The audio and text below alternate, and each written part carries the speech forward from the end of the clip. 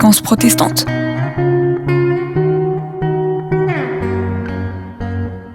Les temps modernes, les temps modernes.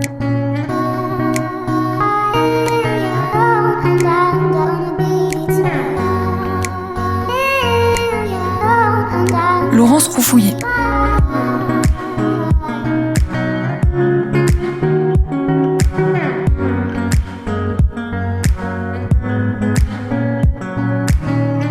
Bonjour à tous, bienvenue dans les temps modernes. Chaque mois, notre émission vous invite à explorer les enjeux du nouveau monde, car notre ambition avec les temps modernes est de vous apporter des éclairages d'experts et des approches éthiques sur tous ces sujets qui pourraient broyer l'individu si l'on y prenait garde. Travail, économie, famille, citoyenneté, parentalité, rien de ce qui vous interroge ne nous est étranger. En France, 12% de nos concitoyens s'occupent d'un proche malade ou handicapé. Le vieillissement de la population fait de cette question un enjeu majeur de société, surtout si l'on veut faciliter le maintien à domicile d'une personne devenue dépendante. Et le récent débat sur les EHPAD, l'institutionnalisation des seniors remet encore plus cette question peut-être en lumière. Alors que l'on soit un parent préoccupé par l'éducation et l'avenir d'un enfant handicapé, que l'on soit un enfant soucieux du bien vieillir de ses parents ou un conjoint dont le partenaire développe une maladie dégénérative, il faut être présent sans y laisser non plus sa propre santé. Accompagner sans s'épuiser, autant physiquement que psychologiquement, c'est le défi des proches aidants, amis, voisins, mais surtout souvent famille. Avec nos invités, nous allons envisager la manière d'accompagner différemment, sans se prendre forcément pour un professionnel, et les questions liées aux limites de ce soutien, alors pour soi et pour le proche dont on s'occupe, et on évoquera aussi l'aide, bien sûr, que l'on peut solliciter. Et pour cela, je vous présente déjà rapidement nos 3 invités du jour, qui sont des invités EES. Donc, Magali Allais, que nous aurons alors légèrement à distance par téléphone, mais qui est aidante donc de sa grand-mère et puis auteure du blog La Maison de Gracienne. Marina Alrubae, auteure de Les proches aidants pour les nuls, donc un livre qui est sorti chez First en 2017. Marina, vous avez écrit aussi un autre ouvrage dont on parlera, et puis vous êtes aussi cofondatrice de Les Aidantes & Co. Vous nous expliquerez aussi à quoi ça sert. Et puis Florence Gros, vous êtes responsable du service écoute et conseil à l'OCH. L'OCH, c'est l'Office chrétien des personnes handicapées. Vous vous occupez également des journées pour les conjoints. Donc, vos 3 expériences et vos 3 approches différentes et en même temps complémentaires vont nous aider à mettre un petit peu justement de conseils, de limites et puis de précisions sur ce sujet. Et j'aimerais commencer avec vous, donc Magali Allais. Est-ce que vous pouvez nous dire qui est Gracienne ? Alors, j'ai un tout petit peu vendu la mèche dans ma présentation, mais comment vous vous êtes retrouvée surtout à la prendre en charge ? Oui, donc Gracienne, c'est ma grand-mère qui va avoir 90 ans la semaine prochaine.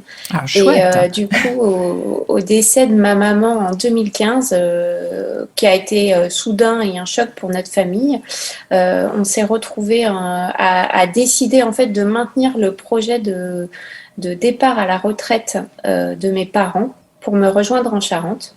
Et dans ce projet, forcément, c'était d'inclure ma grand-mère. Donc, en fait, mon père et ma grand-mère sont venus me rejoindre en Charente. Et en fait, je les ai accompagnés en fait, dans l'élaboration d'un habitat partagé pour eux deux. Voilà. Donc, c'est comme ça que ça a démarré. En fait, parce que Gracienne, en fait, c'est la maman de votre maman, donc qui, elle, est décédée prématurément. Et finalement, votre père, qui lui est son gendre, s'est trouvé à s'occuper, en première ligne, j'ai envie de dire, de sa belle-mère. C'est ça le schéma, si j'ai bien compris ? Oui, c'était ça le schéma, et en même temps, pas tout à fait, dans le sens où très rapidement, en fait, on a pu échanger en famille sur les limites de chacun et ce que souhaitait chacun, en fait, dans ce rapprochement familial. Et donc, ça a été de surtout pas désigner un aidant de première ligne, mais plutôt de créer une aidance partagée où tout d'un coup, chacun d'entre nous allait être OK de porter en fait soutien à ma grand-mère à hauteur de ce qu'il sentait capable de faire. Voilà. Donc finalement, vous avez partagé les forces, si je puis dire. Vous avez fait une équipe. Oui, c'est tout à fait ça. En fait, on a vraiment partagé les forces et je dirais les simplicités de lien aussi avec ma grand-mère. Parce qu'en fait, en fait, on se rend compte que par-delà du soutien, je dirais, de la vie quotidienne, en fait, on a un lien privilégié chacun avec elle. Alors, quand je dis chacun, parce qu'il y a aussi ma sœur qui vit Donc vous êtes en région 3, parisienne. c'est ça. Votre C'est ça, père, on est 3. votre sœur et vous. Ouais. Et en fait, chacun d'entre nous, en fait, a effectivement une distance de ma grand-mère directe. C'est-à-dire que mon père vit à peu près à 20 mètres de chez elle. Moi, je me retrouve à 20 minutes et ma sœur, donc, est en région parisienne. Donc, elle s'arrange pour venir pendant, célébrer avec nous les grands moments de la vie, mais aussi, du coup, à distance pendant les vacances. Voilà. Mais surtout, elle s'occupe de m'aider administrativement, par exemple, sur tout ce qui est administratif, les impôts, ce genre de choses, parce qu'elle peut le faire aisément à distance. Voilà, donc parce qu'il y a aussi cet aspect au-delà de la proximité, c'est qu'il y a tout un aspect administratif qui doit fonctionner de façon peut-être encore plus compliquée quand la personne est dépendante. Vous parliez d'habitat partagé. Quel est le terme que vous avez utilisé? Parce que vous avez mis en place quelque chose d'original. C'est-à-dire qu'elle habite chez votre père sans habiter chez votre père, si j'ai compris. C'est bien ça. En fait, elle a sa propre maison. C'est pour ça que le blog s'appelle La Maison de Gracienne. En fait, c'est vraiment... elle est chez elle, en fait, vraiment de façon indépendante. La particularité, c'est qu'on a transformé le garage de la maison, qui n'était pas attenant à la maison, qui est au bout d'une allée. Et en fait, elle bénéficie donc de 36 mètres carrés pour elle. Donc, elle a sa cuisine, sa salle de bain, sa chambre et sa pièce de vie. Ce qui permet que ça soit peut-être aussi moins lourd au quotidien. Là, je parle pour le coup pour celui qui est aidant, qui est le plus proche, votre père. Surtout qu'en fait, mon père a clairement formulé que pour lui, il voulait sans doute refaire sa vie. Donc, il y avait aussi un besoin de respect, d'intimité, en fait. Et voilà. Et donc, pour nous, ça ne devait pas être un frein, en fait, à ça. Donc, ma grand-mère bénéficie, en fait, d'aide à domicile qui viennent 3 fois par jour. Donc, en fait, les allers-retours de chacun se fait indépendamment de rentrer dans l'intimité, le foyer de mon père. Dans votre blog, vous évoquez de nombreux aspects du quotidien. Alors, les premiers auxquels on pense, c'est vraiment tous ces aspects très affectifs. C'est-à-dire que quand votre grand-mère est hospitalisée, parce que je crois qu'elle a eu un problème cardiaque récemment, vous lui avez fait un kit, une sorte de petit kit de survie affectif que vous êtes allé déposer à l'hôpital. Vous parlez aussi de la première fois où vous lui avez acheté son premier maillot de bain pour aller vous faire un moment spa. Donc ça, tout cet aspect affectif qui doit subsister, c'est fondamental. C'est le socle de notre histoire, en fait. C'est là, moi, je suis dans mon rôle de petite fille. Ce que je dis, en fait, surtout dans mon blog, c'est que on est en fait des aidants, mais on est surtout donc une petite fille, un gendre. Enfin voilà, pour nous, en fait, c'est ça qui prévaut. C'est-à-dire que tout ce qui est administratif ou par exemple là le fait d'être aussi sa personne de confiance dans les relations médicales sont des choses assez lourdes pour moi en fait parce que je suis là, je porte sa voix, je suis une présence aussi qui lui permet de pouvoir s'exprimer et qu'on puisse aussi porter ses choix. Mais parallèlement, moi, ce que j'aime avant tout, c'est aller chez elle, boire le thé et en fait, juste qu'on soit dans la légèreté de notre lien familial, quoi. Et c'est peut-être cette difficulté aussi qu'on peut rencontrer de devoir justement contrebalancer en permanence des moments qui vont être des moments familiaux, de convivialité, affectifs, etc. Et puis des moments plus difficiles. Vous évoquez la question de la personne de confiance, puisque je crois que c'est vous qui êtes, pour l'hôpital, entre guillemets, la personne de référence s'il y avait une décision à prendre. Et vous avez dû prendre à un moment une décision et en même temps vous avez respecté son choix à elle. Ça, vous pouvez nous en parler, Magali ? Ouais, tout à fait. En fait, effectivement, donc ma grand-mère a plusieurs pathologies en fait liées à l'âge et donc elle a subi en fait des poses de stent en fait, voilà. Et en fait, ils se sont rendus compte qu'elle avait un problème au cœur en fait, dont une opération aurait pu être possible, mais en fait, clairement, elle a pu exprimer qu'elle ne souhaitait pas être opérée. Parce que aussi on a rencontré en fait une médecin qui a pu nous laisser cette place d'expression, parce que sinon il fallait prendre vite une décision. Enfin voilà, c'était assez stressant au-delà effectivement de ce que ça implique de le faire ou pas le faire en fait, hein, ce type d'intervention. Donc voilà, donc là j'ai vraiment ça a été comme une nouvelle étape en tous les cas dans ma vie d'aidante pour accompagner ma grand-mère. C'est que là en fait on se rend bien compte que on est à la fin d'une vie, donc sans savoir exactement de quelle temporalité on parle en fait, mais du coup c'est quand même d'en avoir conscience et donc de se dire qu'est-ce qui va faire que sa vie va quand même être la plus légère. Donc voilà, donc c'est toujours de l'accompagner dans ce sens-là. Là, je vais revivre encore une nouvelle étape en fait, parce qu'aujourd'hui, elle a fait une chute en septembre et aujourd'hui, elle en subit en fait les conséquences. Donc là, on va être à nouveau dans un nouveau tournant pour elle. Et enfin, mon sujet là, vous voyez, ça va être de comment elle va pouvoir rentrer chez elle avec effectivement une perte d'autonomie, mais comment on va pouvoir vraiment lui permettre de retrouver son quotidien et que nous, on puisse l'accompagner avec peut-être une lourdeur administrative ou une lourdeur aussi médicale qu'il va falloir accompagner aussi, quoi. Magali Allais, vous en parlez d'une manière à la fois très précise et très légère. On a l'impression que tout est bien posé, que les choses ont été clairement énoncées. Pour autant, vous, à titre personnel en tant qu'aidante, est-ce qu'il y a des moments où vous avez ressenti le besoin de vous faire accompagner ? Moi, j'ai déjà eu besoin de me faire accompagner au décès de ma maman.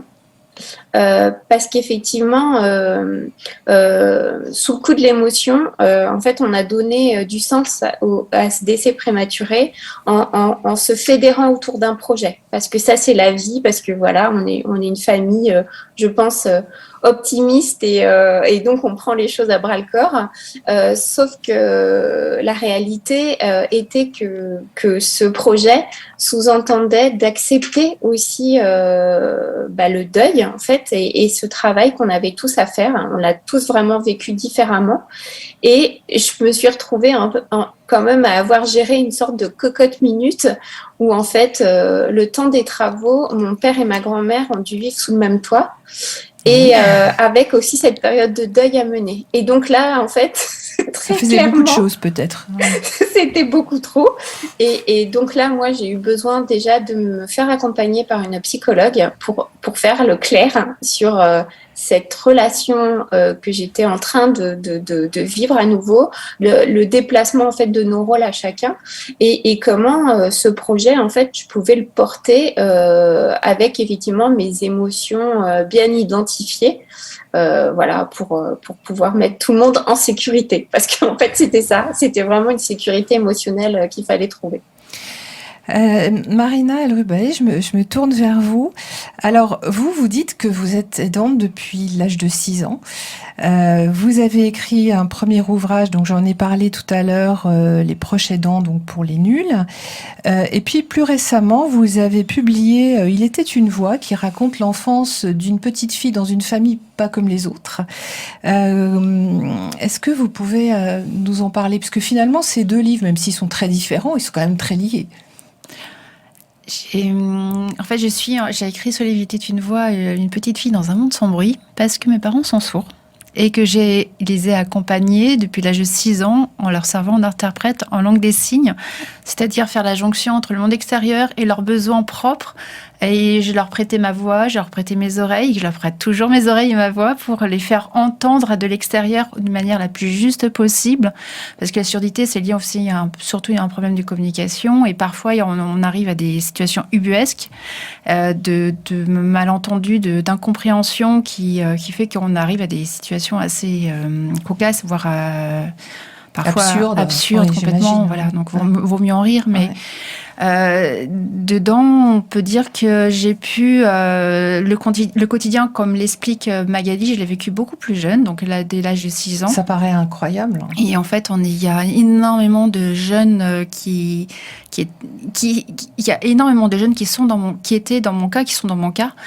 Et c'est bien plus tard que vers l'âge de 37 ans que j'ai compris que j'étais aidante.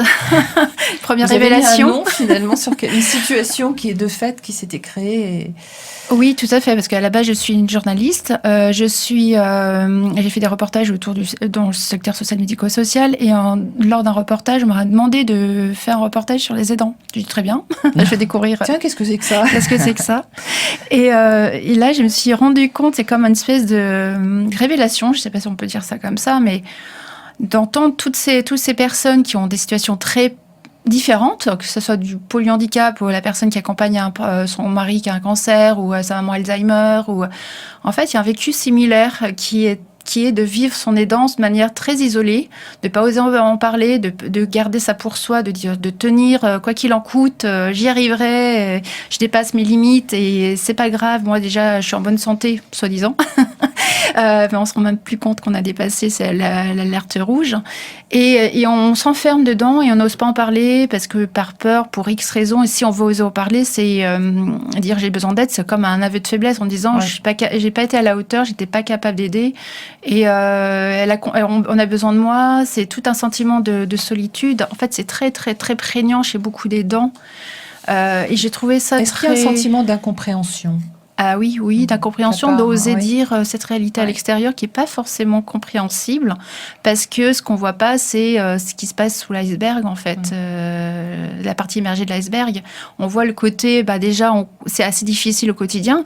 Bon, il y a aussi la plupart des aidants vont essayer de trouver le meilleur de la situation, voir le verre à moitié plein, de voir les petites choses qui font plaisir, de montrer aussi une meilleure image de soi aussi, de dire voilà.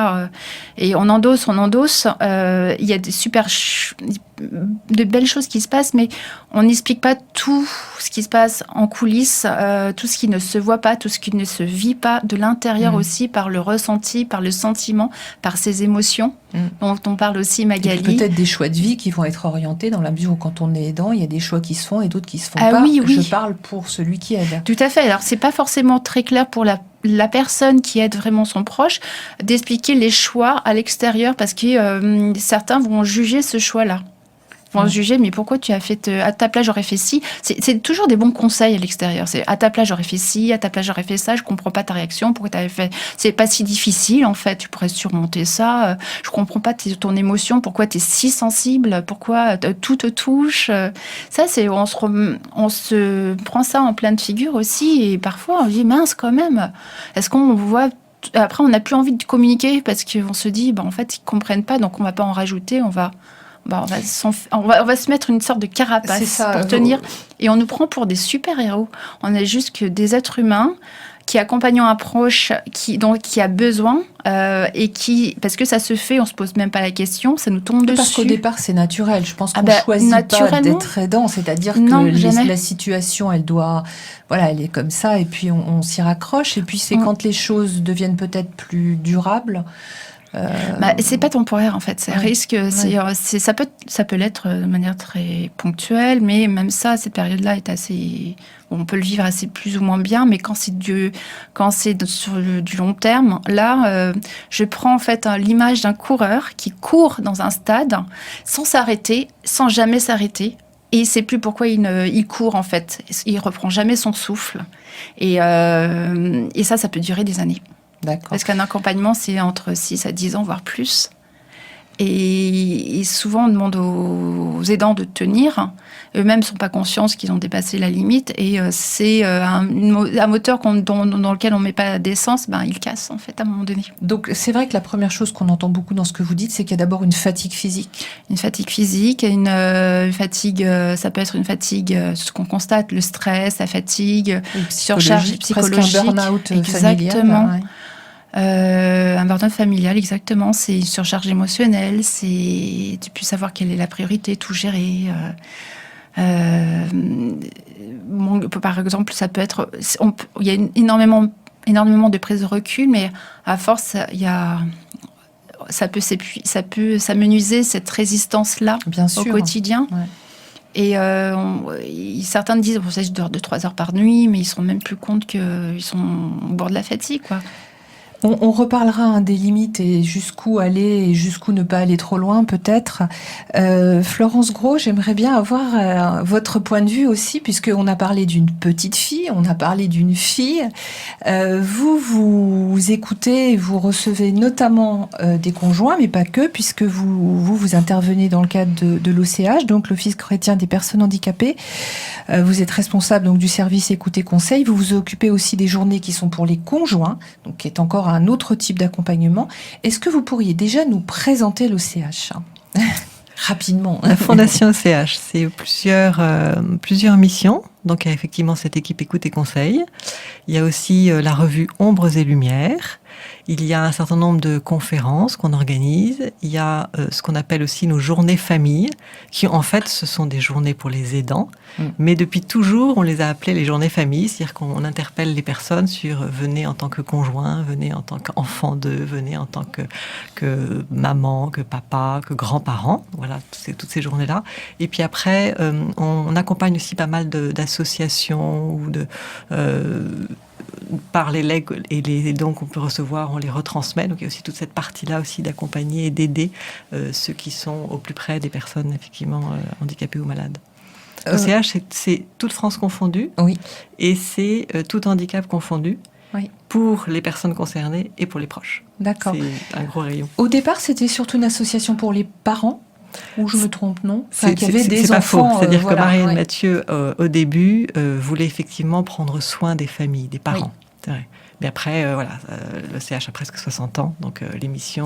Et puis je pense que surtout les situations, effectivement, elles ont évolué. Alors, vous occupez entre autres des journées pour les conjoints. Les conjoints aidants, finalement, c'est relativement nouveau ou pas? Nouveau, disons qu'on en parle un peu plus, Oui. Mais ça reste une réalité depuis bien longtemps.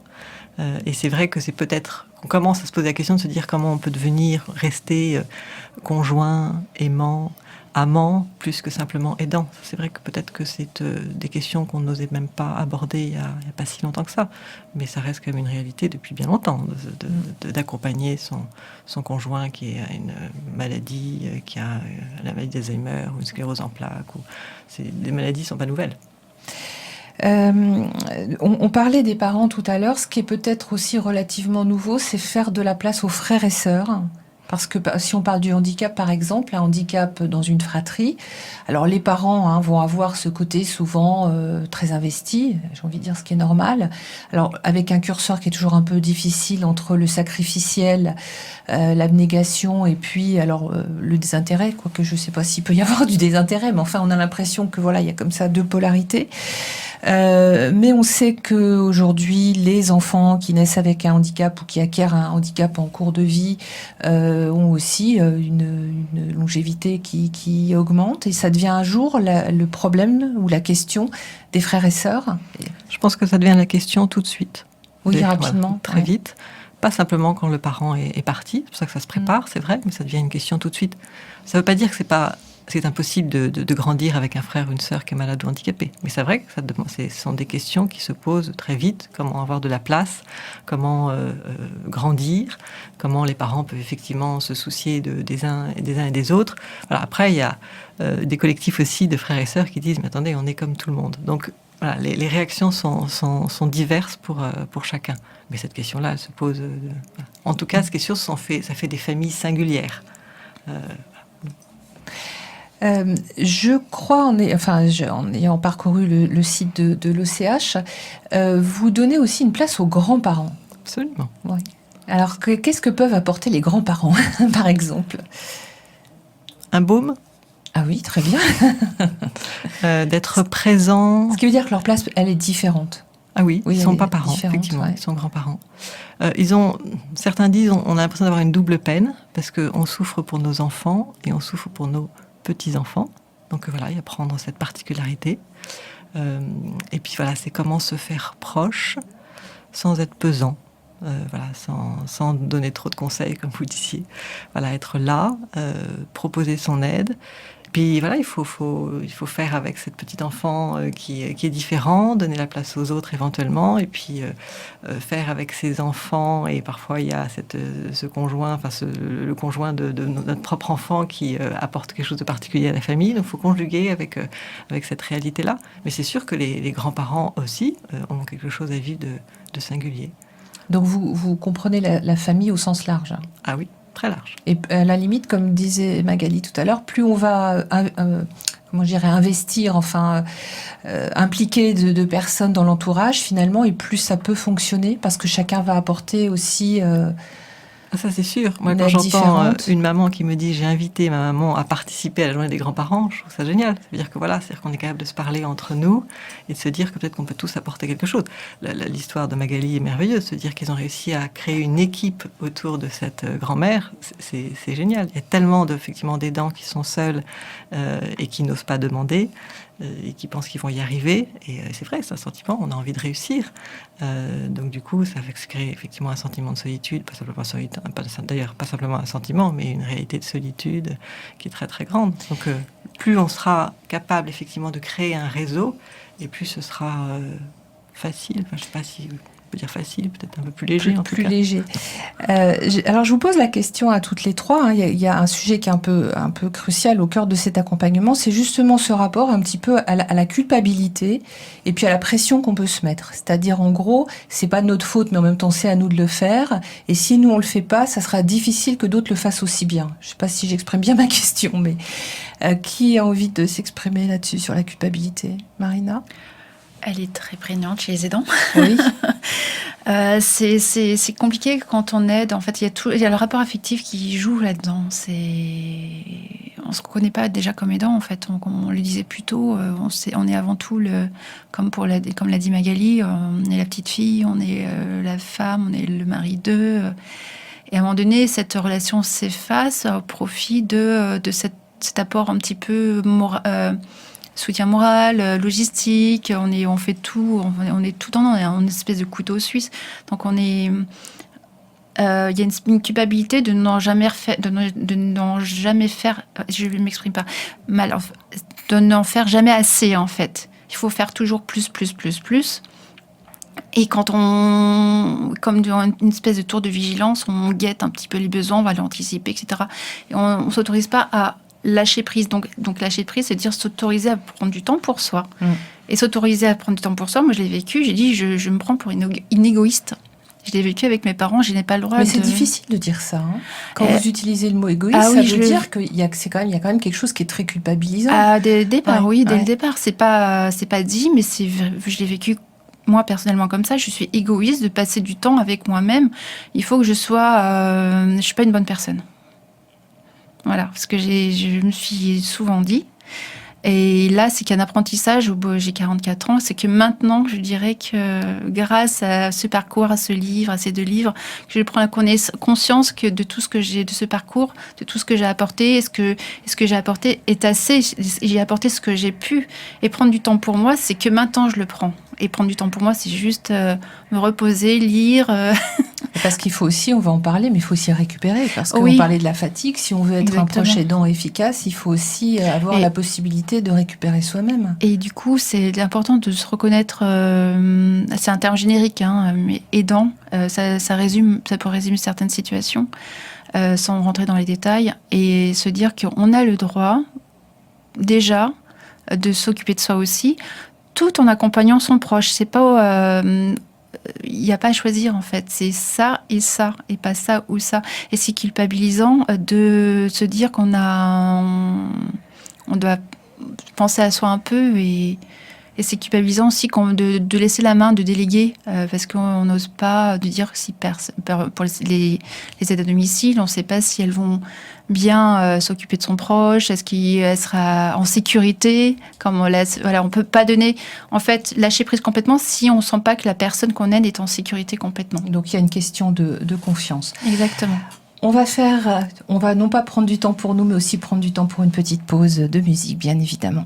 On vient d'écouter Ben Mazué avec Vivant, et c'est bien parce qu'on veut tous rester bien vivants et surtout très en forme et le plus longtemps possible, que si on est amené dans notre vie à accompagner un de nos proches, à l'aider à un moment où ça va mal, garder son énergie, prendre du temps pour soi. On parlait tout à l'heure de la culpabilité, on parlait aussi du rapport et de la confiance avec les professionnels. Magali, allez, on a parlé un tout petit peu tout à l'heure. Quand on parle de maladie, quand on parle de handicap, quand on parle de grand âge, il y a d'abord effectivement des professionnels qui peuvent être des soignants ou des aides à domicile qui interviennent. Comment ça se joue, cette relation avec, entre guillemets, les pros? Magali, comment vous avez géré ça, vous? Ah, je ne sais pas. Oui, vous m'entendez, Magali? Oui. Comment vous gérez la relation avec les professionnels? En fait, ma grand-mère est quand même super bien soutenue, à la fois par son médecin traitant de proximité, l'ADMR. Ensuite, on a aussi tous les professionnels qu'on rencontre, notamment l'ophtalmo, par exemple, de façon régulière. Je dirais que ça se passe quand même bien, parce que y a quand même aussi une relation d'attachement. J'ai remarqué quand même que, ma grand-mère est appréciée. Génial. Mais je crois que vous avez une super grand-mère. En fait, je crois qu'il y a un double effet. En fait, il y a ma grand-mère, comment elle se sent, comment elle s'exprime, et en fait notre relation aussi familiale. J'ai l'impression qu'en fait le fait qu'on l'entoure, qu'on soit présent, ça amène aussi autre chose dans les relations. Enfin, voilà. Donc, parfois, on peut ne pas se comprendre, on peut aussi s'agacer pour des petites choses. Et encore une fois, l'idée, c'est de se dire que tout le monde est là pour faire du mieux possible. Et après, c'est toujours la communication.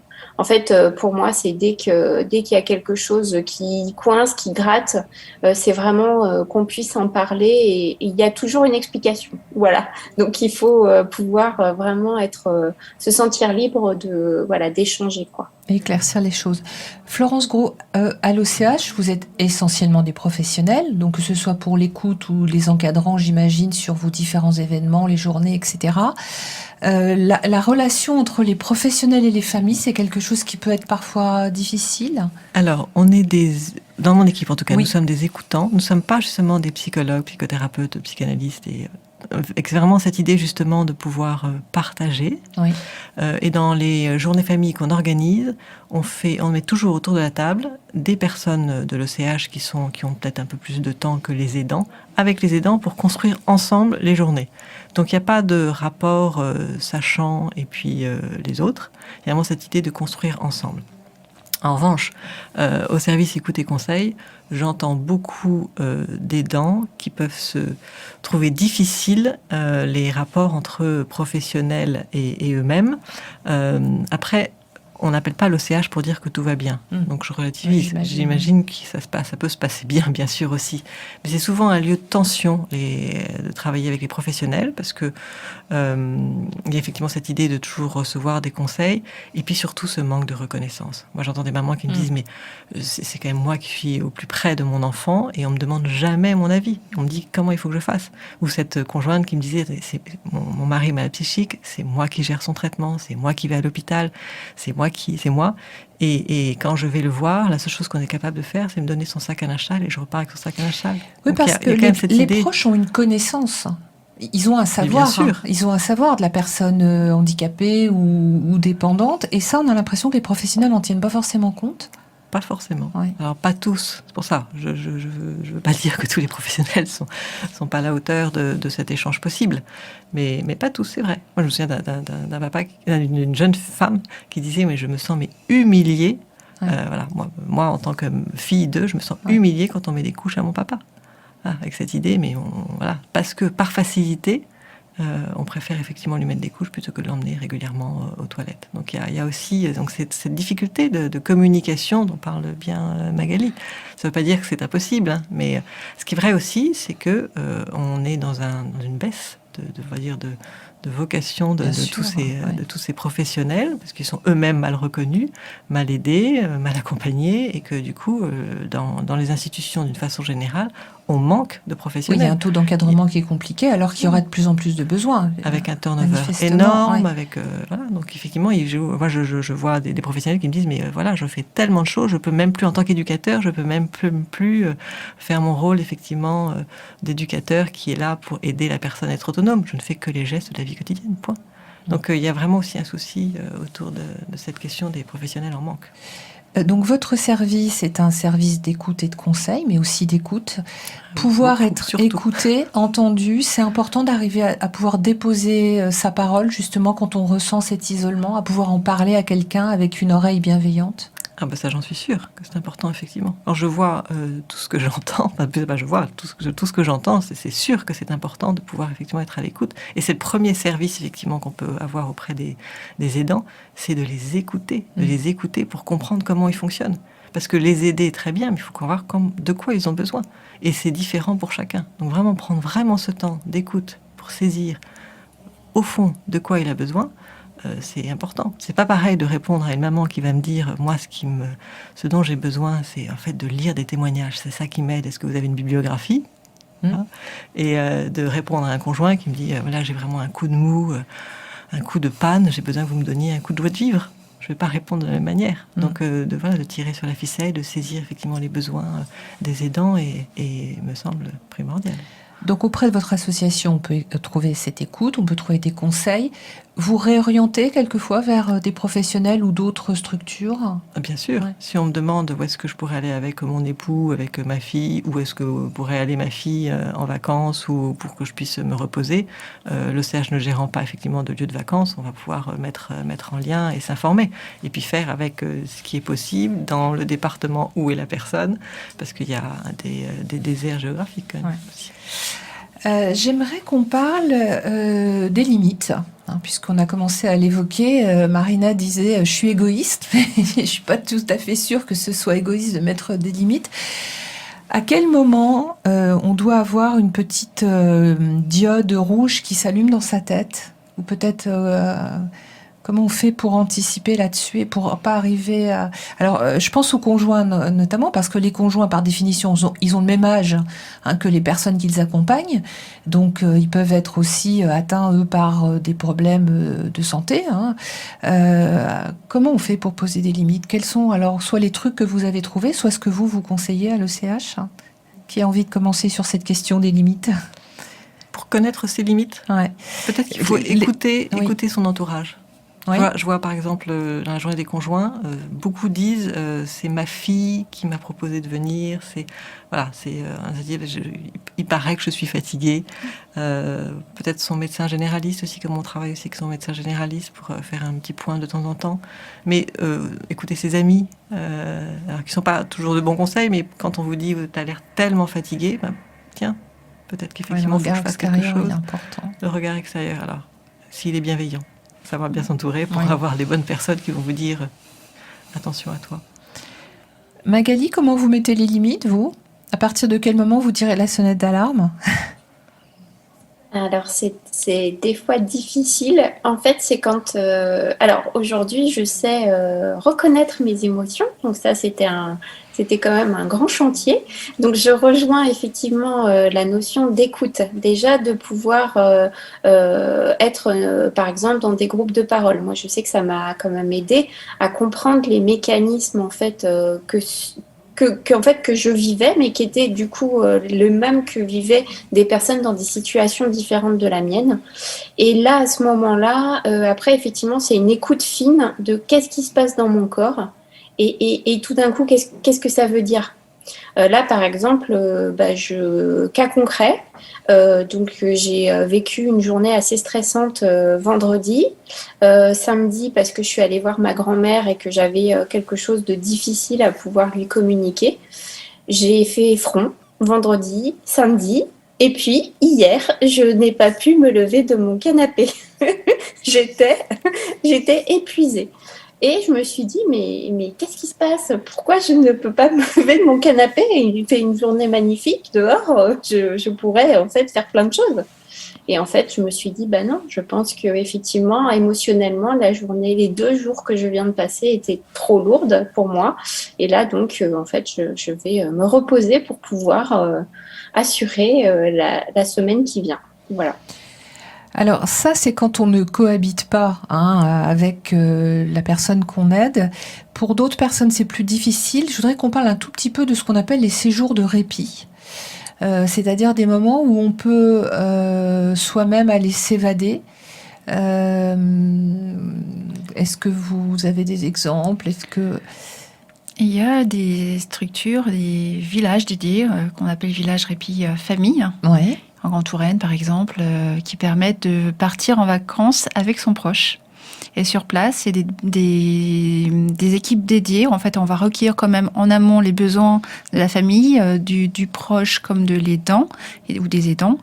Et sur place, on va mettre en place tout un dispositif d'accompagnement qui permettra avec des professionnels, de s'occuper du proche et de permettre aux aidants de pouvoir avoir du temps libre, de s'échapper, de participer à des activités, de participer à des groupes de parole, de faire des randonnées, de créer en fait un espace de liberté pour se ressourcer, en sachant que son proche est pris en charge par des professionnels pendant ce laps de temps. On n'a plus à s'inquiéter parce que ce qui compte, c'est que la personne est en sécurité et qu'on a confiance. La sécurité, c'est important. C'est exactement ça. Si on parle on peut vraiment lâcher prise que lorsque ce que j'ai pu moi pu voir autour de moi et ce que j'ai vécu, je lâche prise que lorsque je sens que la personne est en sécurité, c'est primordial. Et donc voilà, des répits, oui, des villages comme ça existe. Après, il y a tout un dispositif de financement à mettre en œuvre.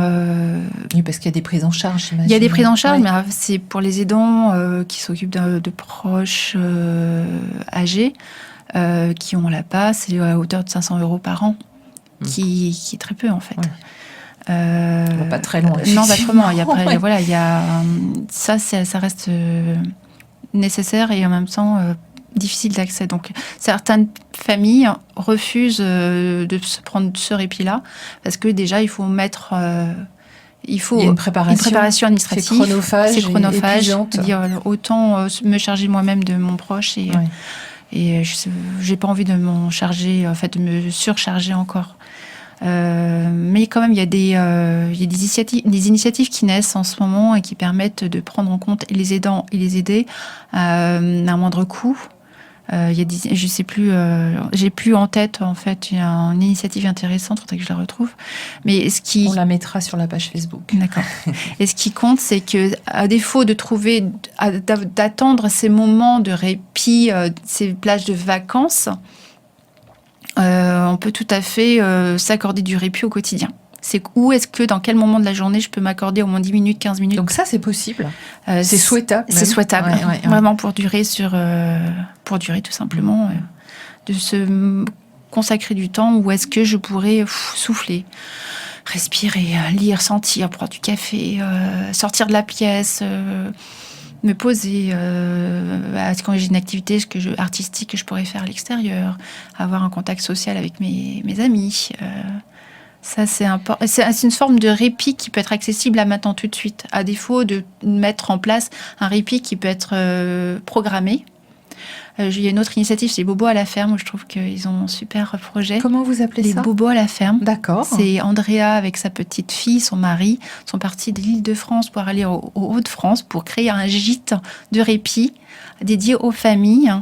Et ils vont mettre en place, en fait, pareil, des professionnels dédiés pour les accompagner. Et en même temps, ils vont créer, en fait, des journées extraordinaires pour les parents. Le samedi, des groupes de parole, des espaces de créativité, d'écriture, de sophrologie. Et pendant ce temps-là, le samedi, leurs enfants sont pris en charge par des professionnels qu'on appelle des relayeurs. Vous conseillez à l'ECH aux parents, par exemple, de dire de temps en temps, mais peut-être partez même sans vos enfants ? Oui, alors je le conseille si je pense que c'est effectivement ce dont ils auraient besoin. j'essaie de faire vraiment attention parce que en réalité, faut pas que le conseil tombe complètement à côté du besoin de la personne. Oui. Donc, ça peut être effectivement salvateur pour la famille de laisser son enfant partir un petit peu, soit en accueil temporaire, soit avec une association.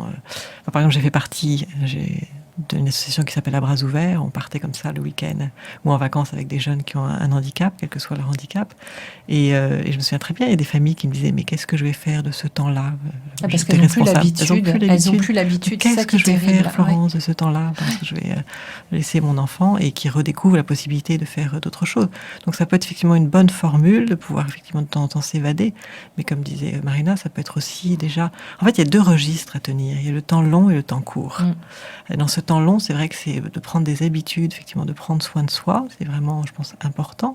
Trouver ce qui est possible, c'est pas toujours facile. En tout cas, réfléchir peut-être avec d'autres, savoir qu'est-ce que je peux faire pour prendre soin de moi.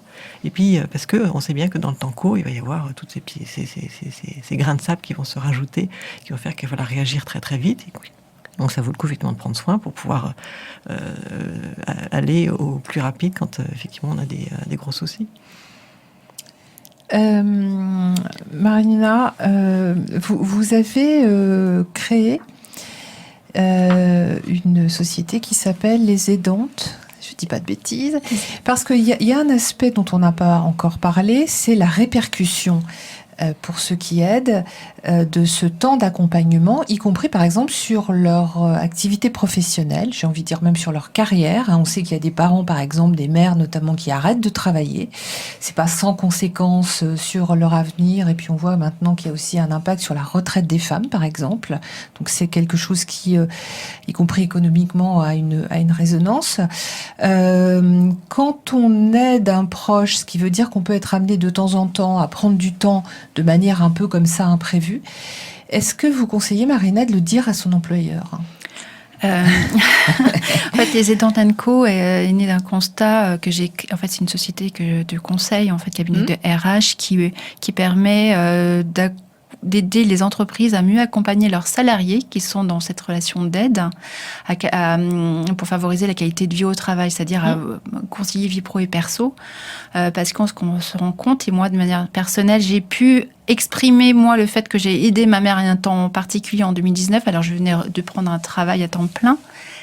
Et ma mère se retrouve hospitalisée. Et au bout d'une semaine après mon arrivée, si c'est arrivé une semaine après, je me suis dit, voilà, je dois m'absenter cet après-midi, c'est dans l'urgence.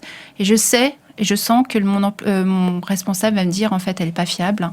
On ne peut pas compter sur elle. Là, c'est la double peine. C'est la double peine. C'est une personne à problème. Je me suis raconté toute une histoire. Et j'ai de toute façon été obligée de lui en parler. Et contre toute attente, il me dit, il n'y a pas de souci.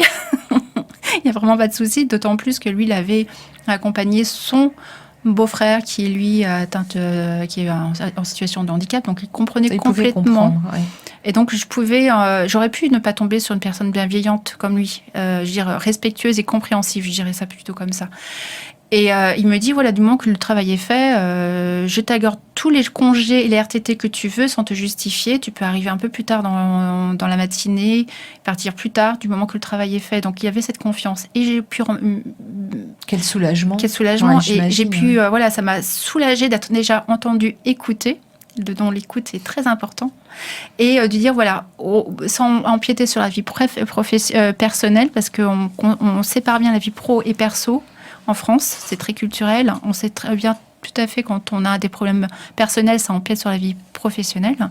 Et il m'a dit, voilà, il y a ce qu'il faut. Donc, je me suis sentie soutenue, accompagnée, soulagée psychologiquement. Il y avait plus ça à gérer déjà. Et c'était pas le cas de tous les salariés qui étaient dans cette situation. Et sur mon chemin, j'ai rencontré Sigrid Jo, qui a eu accompagné sa mère, qui a la maladie de Parkinson, qu'elle a accompagnée pendant 15 ans en étant jeune maman, épouse, salariée. Elle avait porté ça en elle et elle avait aussi, jusqu'au dernier moment, à en parler à son employeur. Pourquoi attendre ce moment-là ? Pourquoi pourquoi ne pas anticiper ? Dire tout simplement, je rencontre une difficulté, voilà. ce qui se pose problème pour moi, j'arrive plus à vraiment gérer les deux. J'ai besoin d'être soutenue, entendue, voir avec vous employeur, vous manager, comment je pourrais continuer à travailler parce que j'ai besoin de ce travail, parce que j'ai envie d'être traitée comme un salarié, comme n'importe qui.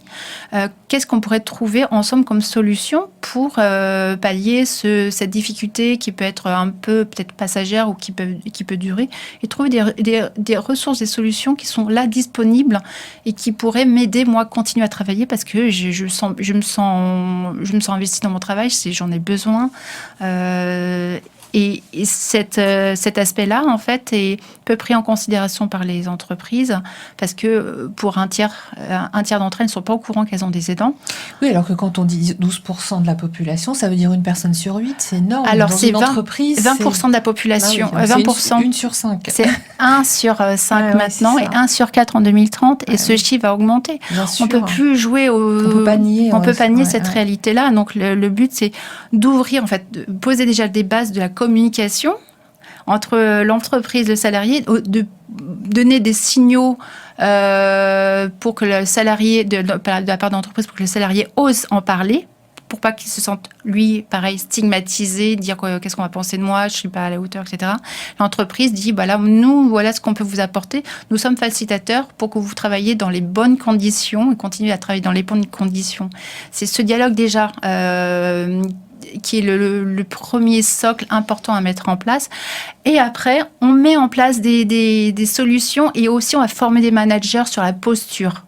Parce que beaucoup vont bricoler dans leur coin des solutions, sont référés à leurs responsables, au DRH. Ils prennent sur eux. Ils prennent sur eux. Il y a aussi une surcharge émotionnelle pour eux aussi. C'est pas juste non plus. Donc, leur apporter aussi une posture de professionnel, tout en leur montrant qu'ils peuvent se sentir concernés et qu'ils peuvent donner aussi, écouter, puis dire voilà les relais qu'on peut avoir aussi à l'extérieur. Et on travaille sur les droits, les devoirs, sur les obligations. Il y a toute une palette qu'on offre. Et là, ça y est, ça commence à prendre et on commence à nous entendre. Et voilà ce qu'on peut apporter aussi de notre côté, à notre niveau. Et on n'en est qu'au début, en fait, de cette prise en considération par rapport à la prévention. D'autant que vous dites que ces salariés, ce sont souvent des super salariés. Ils ont développé ce qu'on appelle des soft skills, qui sont tellement à la mode dans les entreprises parce qu'ils sont à la fois chefs de projet, chefs d'équipe, justement dans cette mission d'accompagnement, et que ça, c'est complètement transférable dans le monde de l'entreprise. En fait, on ne se rend pas compte. Moi, la première, maintenant je me rends compte un peu plus, de dire que toutes les qualités que j'ai déployées pendant cette période, c'est au niveau de l'empathie, de l'écoute, de la gestion des priorités, de la possibilité de trouver des solutions organisationnelles, décisionnelles, relationnelles. Exactement. C'est incroyable toutes les compétences que vous avez développées. Et déjà, on déploie ça au quotidien, on n'en a même pas conscience. Déjà, de prendre conscience de cette valeur-là. Et après, ça peut aussi changer sa posture en tant que personne, en tant que salarié, dire voilà ce que j'ai pu développer pendant cette période, grâce à mon expérience personnelle, et le faire savoir. La même chose lorsqu'on va quitter un emploi, on va aider un proche et retrouver un emploi, c'est mettre en avant ça et de pas il s'est passé peut-être 5 ans où j'étais absente de mon emploi, du monde du travail, mais j'ai pas rien fait. On ne fait rien quand on ne fait pas rien quand on est aidant. On a déployé énormément de capacités, de talents et de compétences. Et du coup, ça peut être aussi valorisé, il n'y a pas à le cacher. Il y a presque une VAE des accompagnants, une validation des acquis de l'expérience. Quand on est en poste et quand on recherche un travail. Ouais. Alors, j'aimerais qu'on donne quelques actualités des unes et des autres. D'abord, l'OCH, je crois que vous avez une journée pour les conjoints qui est...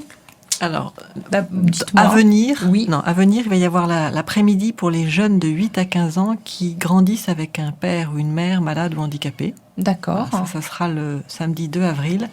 Et là, très prochainement, tout le mois de mars et un peu en avril, il y a la journée des mamans d'une personne malade ou handicapée dans 11 villes de France, et aussi une visio le 5 mai, je crois, en visio le soir. On retrouve toutes les informations sur och.fr. Exactement.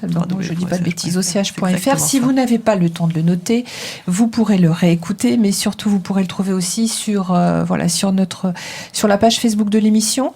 Marina El Rubaï, je veux bien qu'on donne des références l'occurrence, donc votre livre, Les proches aidants pour les nuls, donc la collection qu'on connaît bien chez First. C'est un classique maintenant. On est à la 2e réédition bravo, du donc guide. c'était vraiment nécessaire. Oui, très demandé. Bravo. Et merci. Oui. Et il y a aussi une communauté que je voudrais mettre en avant, c'est sur Facebook, les aidants et bien plus, qu'on a créé avec Sigrid. Donc c'est un groupe un groupe d'aidants où on s'apporte des trucs et astuces. Malgré les difficultés, on s'entraide. Il y a de la paire-aidance, surtout beaucoup de paire-aidance, des ateliers d'aide, de partage d'expérience. Et c'est extraordinaire ce qu'on peut s'apporter les uns aux autres. Alors on remettra aussi les coordonnées de ce groupe Facebook sur la page Facebook de l'émission. Alors Magali, vous n'avez pas forcément d'actualité, à part qu'on a compris que ça allait être bientôt l'anniversaire de Gracienne. C'est ça, c'est un événement très important pour moi. Bon, en tout cas, on espère que ce sera une belle étape et familiale dans la légèreté. On arrive au terme de cette émission. Je remercie infiniment nos invités pour ce partage et puis pour toutes les bonnes idées, les conseils qu'elles nous ont donnés. Vous retrouverez leurs portraits, puis les liens surtout vers les sites et les différentes expériences dont on a parlé, les publications également sur la page Facebook de l'émission, donc les temps modernes. Je remercie Arnaud qui était à la technique. Notre prochaine émission, elle sera le samedi 2 avril. Je n'ai pas encore de thème, j'hésite, on verra. On essaiera peut-être de coller à l'actualité, je suis pas sûre. Alors d'ici là, n'hésitez pas à réécouter cette émission en podcast si vous l'avez prise en cours de route ou surtout si vous voulez la faire écouter à des amis, dont vous savez qu'ils galèrent peut-être un peu à s'investir énormément pour soutenir un proche. Vous pouvez réécouter l'émission bien sûr sur le site de la radio fréquenceprotestante.com, mais également sur les principales plateformes de podcast, Spotify, Deezer, Apple Podcast, tout ce que vous voulez. Vous aurez également les épisodes précédents. Voilà, donc merci infiniment à nos invités pour leur participation et quant à moi, je vous souhaite une bonne soirée sur notre antenne.